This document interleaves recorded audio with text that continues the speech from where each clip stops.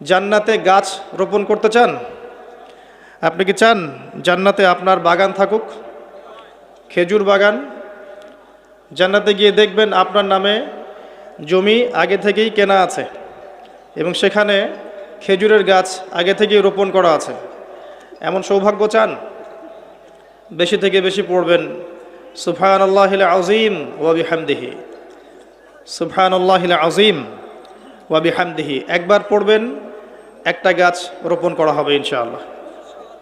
কমপক্ষে 10 বার পড়বেন, সকালে 10 বার, সন্ধ্যায় 10 বার। কি পড়বেন? দরুদ শরীফ। কি পড়বেন? দরুদ শরীফ। সবচেয়ে ভালো হয় যদি আল্লাহুম্মা সাল্লি আলা মুহাম্মাদ ওয়া আলা আলি মুহাম্মাদ কামা সাল্লাইতা আলা ইব্রাহিম ওয়া আলা আলি ইব্রাহিম ইন্নাকা হামিদুম মাজিদ, এটা পড়তে পারেন। যদি এটা নাও পারেন, শুধু এতটুকু বললেই হবে ইনশাআল্লাহ, আল্লাহুম্মা সাল্লি ওয়া সাল্লিম আলা নবিয়িনা মুহাম্মদ।